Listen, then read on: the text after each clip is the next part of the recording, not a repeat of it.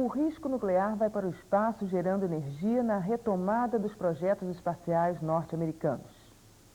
Os soviéticos querem tirar energia do espaço para transformar a noite em dia. E o Tome Ciência está entrando no ar.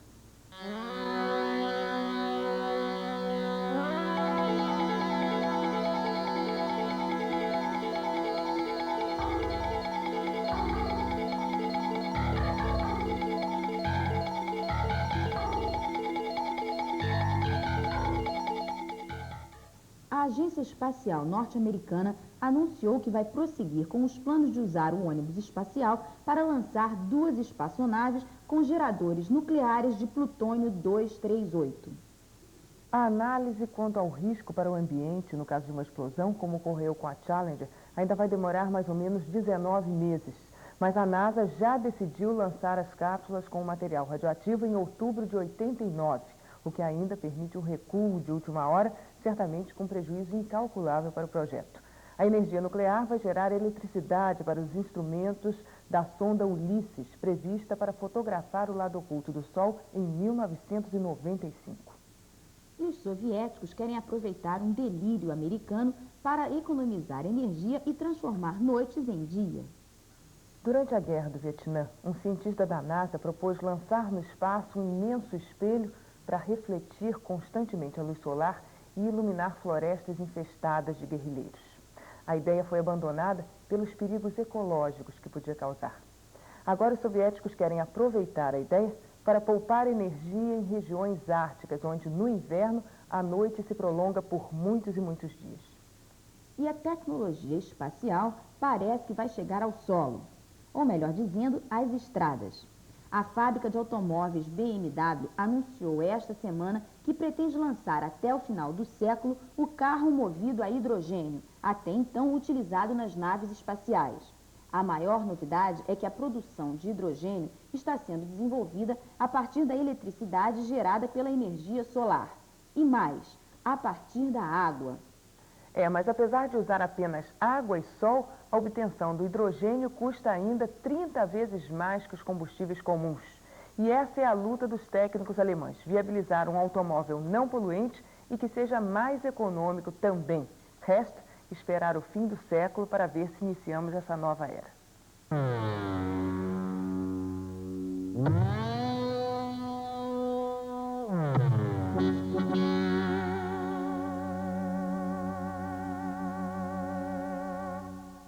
Agora nós vamos falar de sexo na tecnologia. Não se assustem, porque evidentemente o sexo não tem tanta tecnologia assim, né? Ainda não chegamos a esse ponto. É porque aqui, na montagem de placas de circuitos impressos, só existe mulher trabalhando. Isto é comum, não só numa indústria de computadores como essa, aqui na Cobra, como em todas as indústrias eletrônicas em geral. E nós vamos saber por quê.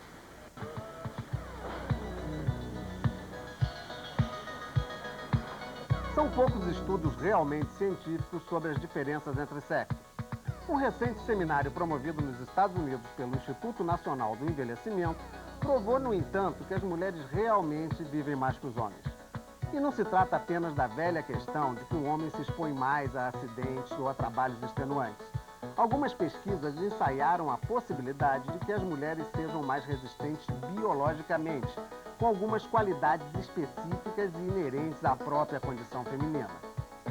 Por isso, os cientistas decidiram, no final do encontro, recomendar mais estudos interdisciplinares para garantir um maior grau de certeza que venha substituir as suposições, como, por exemplo, a que garante à mulher maior habilidade e paciência em tarefas profissionais delicadas.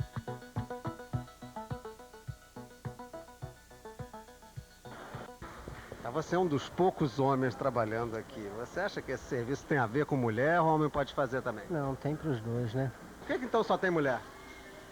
Não sei, talvez, porque acho que a mulher é mais paciente do que o homem, né? Você acha então que não existe esse negócio de serviço de mulher, serviço de homem? Não, sem discriminação. No campo da psicologia, uma pesquisa procura mostrar que o machão sofre. A preocupação em não parecer feminino leva o homem a se angustiar e adotar atitudes arriscadas, agressivas. A pesquisa do professor Dennis O'Donovan, da Associação Americana de Psicologia, chega ao ponto de criar a teoria da feminofobia, ou seja, o medo masculino de executar tarefas ou atitudes que possam parecer falta de masculinidade. Realmente, na minha atividade profissional, eu já tive a oportunidade de testar mais de 10.000 operários, entre homens e mulheres, através de testes de aptidões, destreza digital, uma habilidade manual, acuidade para cores. E realmente essas mulheres, elas se saíam melhor nesses testes do que os homens. Você acha que o homem teria paciência para esses detalhes? Não teria. Você acha que esse é um trabalho típico para a mulher? Não, acho que o homem tem capacidade também para fazer. Por que você acha, então, que só tem mulher aqui? Eu também gostaria de saber, porque só foi mulher para fazer isso. E é uma questão de paciência nisso? Olha, paciência tem, mas tem que ter Tem que ter saco, vamos dizer assim, para fazer isso aqui. É um trabalho assim, de muita paciência, que exige muita habilidade manual. E realmente as mulheres se mostraram bem mais aptas a esse tipo de trabalho. Talvez até por uma característica cultural, não só física, porque fisicamente a gente não teria grandes explicações para dar, mas culturalmente falando, a mulher, acho que desde pequena, desenvolveu bem mais essa parte de habilidade manual, até por cultura, né? Acho que é uma característica até que elas têm que se vangloriar, realmente de ter muita paciência e habilidade de fazer esse tipo de trabalho. Você conseguiria sentar e fazer? Olha, eu já tentei, hein? É difícil. O físico nuclear brasileiro José Israel Vargas foi eleito presidente do Conselho Executivo da Unesco, a Organização das Nações Unidas para Educação, Ciência e Cultura. Vargas foi quem presidiu ano passado a comissão de cientistas nomeada pelo presidente Sarney para avaliar o programa nuclear brasileiro. Muitas das medidas propostas pela Comissão Vargas ainda não foram executadas pelo governo. O mundo está perdendo 3 espécies de animais e de insetos por dia e uma espécie de planta por semana. E o que é mais grave é que é praticamente impossível a natureza acompanhar esse ritmo de destruição. Quem denunciou essa situação foi o professor Norman Myers, consultor do Banco Mundial e do Fundo Mundial para a Vida Selvagem. O professor, que está dando aulas na Holanda, criticou o desmatamento da floresta tropical úmida brasileira e acusou os países ricos de hipocrisia por causa dos herbicidas e pesticidas químicos. O que é proibido nos países ricos pode ser vendido pelos mesmos fabricantes nos países em desenvolvimento. E às vezes os riscos nem são tão diretos assim. Veja nesse caso nos Estados Unidos.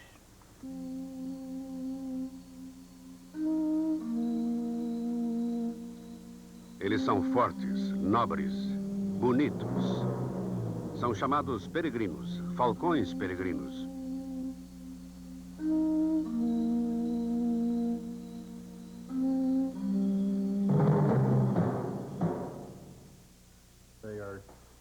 Tem velocidade e graça no voo, é a ave por excelência. Se fizéssemos uma pesquisa entre os ornitólogos do mundo para saber qual o seu pássaro favorito, o falcão peregrino seria o campeão. É um pássaro espetacular, por isso é uma tragédia se o perdermos.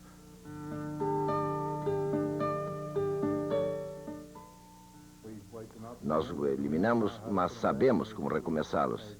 E é o que estamos tentando fazer. O Dr. Harrison Tordoff, diretor do Bell Museum da Universidade de Minnesota, e o Dr. Pat Reddick, diretor da Clínica de Aves de Rapina da Universidade, estão preocupados com o perigo de extinção do falcão peregrino. Junto com outros, eles se empenham em devolver o falcão peregrino ao seu habitat natural no centro e norte dos Estados Unidos.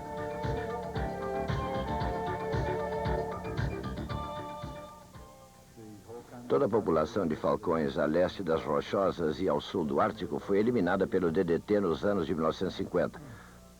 Aqui em Minnesota, os 30 e tantos casais que existiam desapareceram durante os anos 50. Sua última ninhada em Minnesota foi em 1962. Depois da Segunda Guerra Mundial, o uso do DDT causou a escassez de cálcio na casca dos ovos do falcão, tornando-a muito fina. Durante a incubação, os ovos eram esmagados pelos pais, resultando no declínio rápido da população de falcões. É uma ave de rapina e é um predador que opera no topo da cadeia de alimentos. No caso do DDT, ele estava recebendo as doses mais concentradas do pesticida em suas presas. Outras aves de rapina, mais abaixo na cadeia, foram menos afetadas. Mas os peregrinos, estando no topo da cadeia e que se ligam com os ambientes aquáticos em muitos sentidos e com o ambiente agrícola, foram diretamente afetados. Uma das chaves do sucesso do projeto é o cuidado dos filhotes do peregrino. Bob Anderson é membro da Associação dos Falcoeiros de Minnesota. Here you go, Bonnie. Eat your babies. Anderson e sua mulher cuidam dos filhotes de muitas aves de rapina, mas o falcão peregrino é o seu favorito. Bonnie, um dos falcões das planícies, é usada como mãe substituta para os filhotes do peregrino que foram comprados de uma falcoaria do Canadá.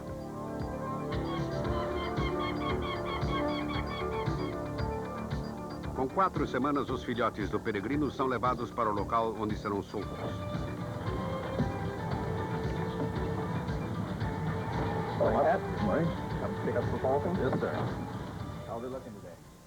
Os filhotes são colocados numa torre de 11 metros onde vivem temporariamente, um lugar seguro onde recebem alimento e abrigo até se tornarem fortes para voar e caçar por si mesmos. Durante 10 dias eles se ajustam ao novo ambiente, numa caixa de madeira chamada falcoaria. O dia da soltura é, naturalmente, o clímax de todas as atividades que ocorreram nas semanas e meses anteriores. Tudo precisa dar certo da primeira vez, pois os pássaros estão livres e se as coisas não derem certo, teremos muitos problemas para recuperar o tempo perdido. Os nervosos peregrinos recebem um exame completo e um transmissor de rádio para rastreá-los até conquistarem sua independência e deixarem a torre para sempre. Depois que as pessoas saem da torre, um homem puxa o pino da porta automática e os falcões estão livres. Geralmente, eles levam de 5 a 15 minutos para sair do seu esconderijo. Em algumas cidades, os peregrinos estão se integrando na vida urbana. A abundância de pombos nas cidades americanas é uma fonte de alimentos e os arranha-céus oferecem refúgio. Novos locais de soltura estão sendo considerados atualmente. Se Reddig e Tordorf conseguirem restabelecer o falcão peregrino no seu ambiente natural, este será um bom indício de que os níveis de pesticidas diminuíram na natureza.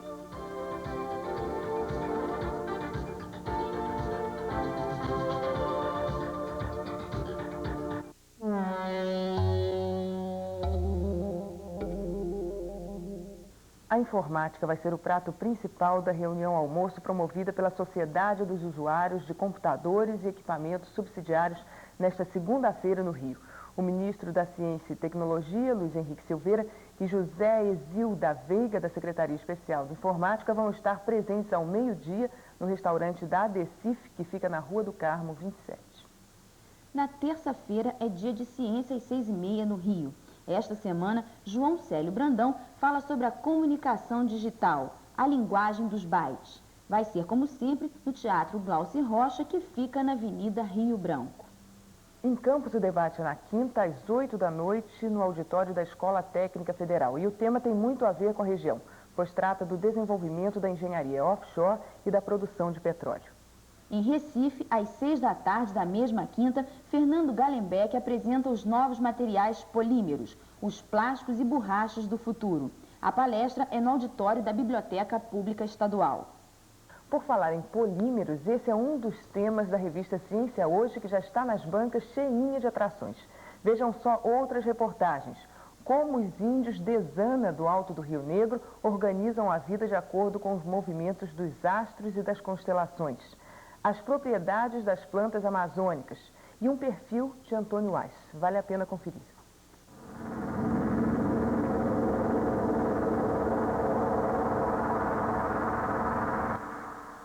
E mais uma dos japoneses que atacam a área musical com tecnologia avançada. É isso mesmo. Recentemente, eles apresentaram o Gen-Yu, o primeiro robô do mundo que toca violão. Controlado por um computador com uma estrutura extremamente complicada, num grande contraste com as linhas simples e clássicas do violão, ele toca tudo aquilo que estiver programado. Ouça só.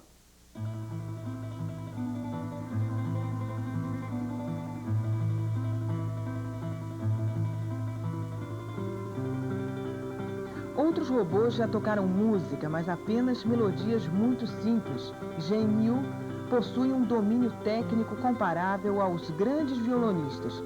E seu repertório chega a 30 peças. Sua mão esquerda é uma série de cabos que pressionam as cordas do violão. Já os dedos se movem por meio de ar comprimido, com uma vantagem sobre os vulgares mortais. Zhen Yu tem mais de 5 dedos e pode tocar de uma forma que seria impossível ao homem. Resta saber se será capaz de despertar as mesmas paixões.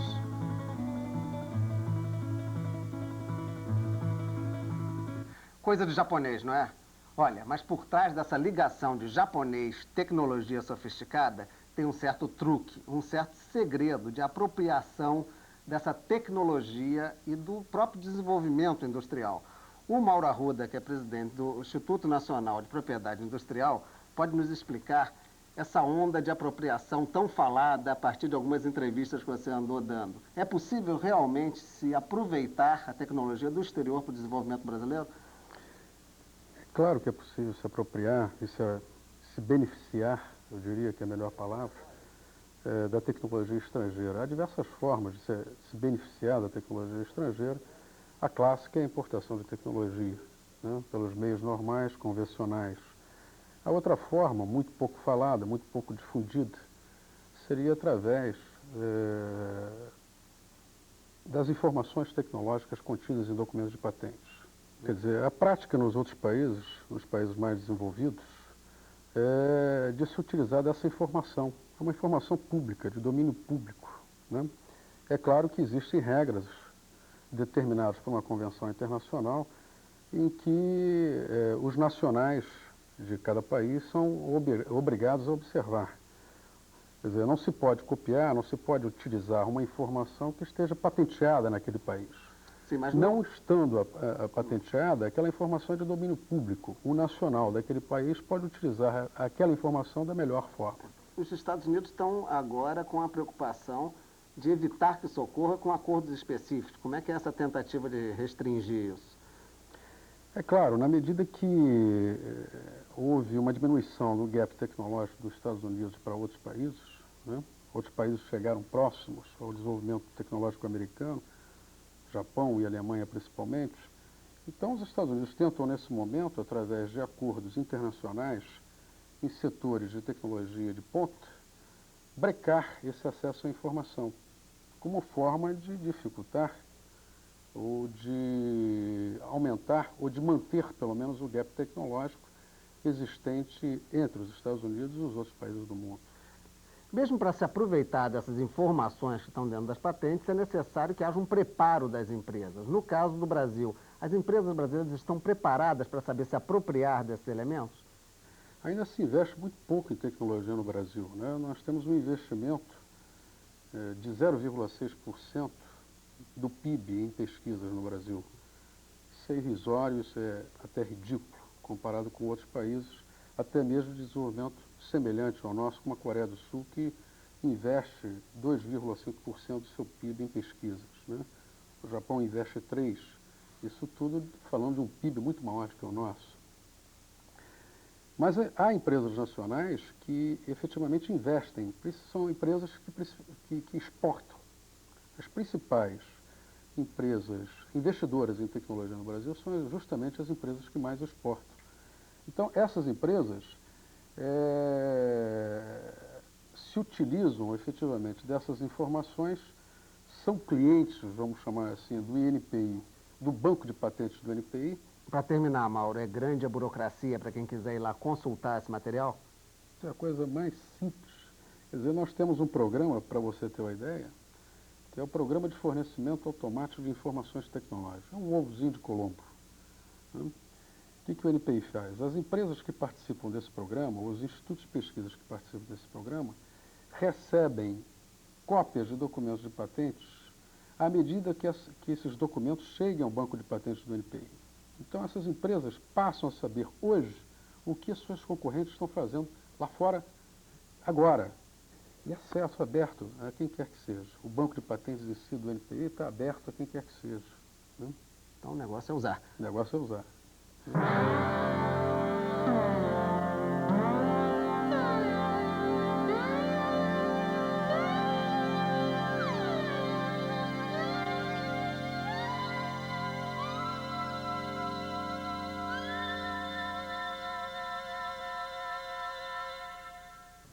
doces e balas coloridos. Uma verdadeira tentação, principalmente para as crianças, vorazes consumidores de tudo que tem muita cor. Dizer não é muito difícil, mas isso aqui é colorido artificialmente e o prejuízo à saúde pode ser vário, desde uma simples alergia até a câncer. Mas explicar isso para a criança é muito difícil. Como dizer não?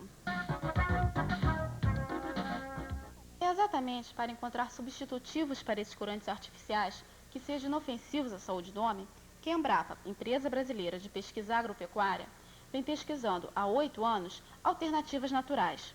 No momento, 4 produtos estão em estudos. Um deles é a casca da uva. Ela produz esse corante aqui. A aplicação pode ser em gelatina, refresco ou balas. Já a beterraba, que tem a mesma coloração da casca da uva, tem uma aplicação diferente, que pode ser em carnes ou laticínios. A cúrcuma, que é uma raiz muito comum na cozinha de Minas e Goiás, produz esse corante. A aplicação pode ser também em balas. E por fim o urucum, cuja pesquisa está mais adiantada aqui na Embrapa. Os índios já usavam o urucum para a pintura de seus corpos. A semente do urucum produz esse corante. A aplicação é diversa. Pode ser no macarrão, com uma tonalidade amarelada, ou na salsicha, com uma tonalidade bem alaranjada. No Centro de Tecnologia de Alimentos da Embrapa, as pesquisas estão voltadas para a obtenção da tecnologia de extração do corante natural. No caso do urucum, por exemplo, tudo começa com a cachopa, que é o fruto do urucum. Muitas vezes trazida do Nordeste, a cachopa é aberta e dela são retiradas as sementes. Antes de se processar a extração, as sementes são pacientemente contadas e analisadas. Depois, então, vem o processo de extração do corante. A semente é embebida em clorofórmio e coada. Obtém-se a forma pastosa e a forma líquida do corante. Vencida esta etapa de extração, parte-se para a leitura da solução, para saber qual o teor exato do corante. Segue-se então sua transformação em pó e posterior aplicação dos produtos. Devido a constantes proibições de corantes artificiais, ou sintéticos em alimentos, o uso deles em alimentos, a gente começou a desenvolver, a Embrapa começou a desenvolver tecnologia para a obtenção de corantes naturais, para substituir esses corantes artificiais. Apesar do urucum ser o corante natural que está com a pesquisa mais avançada em todo o Brasil, ele ainda não é usado em larga escala industrial. Afinal, o que será que falta para que isso aconteça? Eduardo, por que o urucum ainda não está sendo produzido em grande escala como corante natural?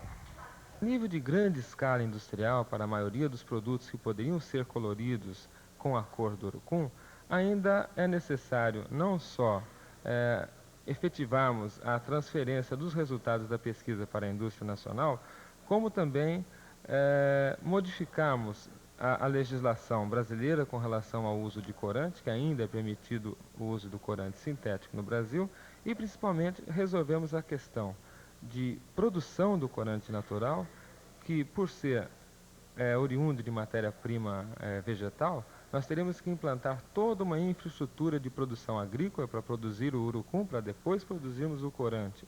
E testarmos e temos condições de fazer com que o corante de urucum seja economicamente vantajoso para ser utilizado pela indústria de alimentos no Brasil. Agora nós temos todo um parque industrial voltado para a coloração artificial. Como é que ficaria então essa questão? Desestruturar todo esse parque seria um pouco complicado, né? É muito difícil, em curto prazo, desestruturar toda essa indústria e implantar uma indústria nova. Nos Estados Unidos, a perspectiva da proibição do corante sintético é em torno de 1990 a 1995. Então, o Brasil, evidentemente, vai acompanhar essa tendência, né? Enquanto o mundo inteiro está programando a sua mudança de comportamento e atitude, principalmente por parte dos consumidores com relação a uma alimentação mais natural, o Brasil vem seguindo essa tendência. Então, acredito que nos próximos 10 a 15 anos, o Brasil também terá ingressado nessa tendência de alimentação natural, efetivamente, né? Assim, a nível de grande massa, a nível de grande produção, porque em pequena escala isso já acontece no Brasil. Mas a nível de grande escala, de grandes proporções, é provável que o Brasil, nesses próximos 10 a 15 anos, também ingresse nessa área. Nós já vimos que um pirulito pode ser colorido naturalmente e que daqui a algum tempo ele estará no mercado. Mas falta o principal. Será que o consumidor vai aprovar? Vamos fazer a experiência com a Camila. Camila, prova esse pirulito e vê o que você acha. Marisa é a mãe da Camila. Ô, dona Marisa, o que a senhora acha de um pirulito colorido naturalmente? Eu acho bom, né? Pra criança, né? E a senhora dá esses pirulitos artificialmente, bala? Não dou nada pra ela. Mas como é que a senhora diz não, que é tão difícil? O que você acha, Camila? É gostoso. É melhor do que o outro ou não? Não. O outro é mais gostoso, né? Mas esse aí dá pra você chupar direitinho, dá pra você comer? Dá. Bem, então parece que o único problema é que o sabor não é tão bom quanto os outros, né? Mas isso com o tempo, ou o brasileiro acostuma, ou a própria tecnologia aprimora. Entre o natural e o artificial, um dilema até para as questões sexuais. E agora nós estamos falando das propriamente ditas. Pesquisadores da Universidade de Bentley, em Massachusetts, divulgaram essa semana o resultado de uma pesquisa mostrando que as pessoas que praticam exercícios físicos têm uma atividade sexual mais intensa que as que levam uma vida sedentária. O estudo se dirigiu especialmente para as pessoas entre 40 e 80 anos. Bastante chegados a uma estatística, alguns pesquisadores americanos buscam provar o que já parece óbvio. O famoso mens sana in corpore sano, que marca as ancestrais atividades olímpicas, já evidencia a necessidade de uma vida balanceada entre as atividades de trabalho, lazer e atividades físicas. Por isso, mais do que números, vale a indagação final que ainda excita os pesquisadores de Massachusetts. Eles ainda continuam tateando para saber se o maior apetite sexual se deve a fatores físicos ou aspectos psicológicos decorrentes de uma melhor percepção do próprio corpo e também da sensação de jovialidade dos que praticam o exercício. Pelo sim, pelo não, vale a pena praticar, não é mesmo?